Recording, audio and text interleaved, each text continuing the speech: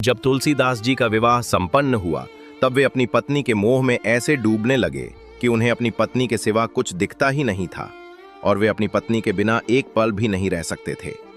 तब एक दिन तुलसीदास जी राम कथा करने के लिए गए हुए थे।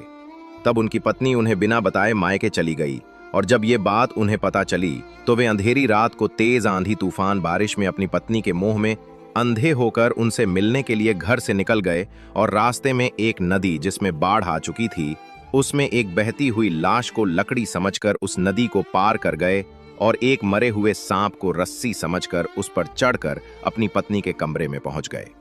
और जब उनकी पत्नी ने इतनी रात को तेज आंधी तूफान में तुलसीदास जी को इस हालत में देखा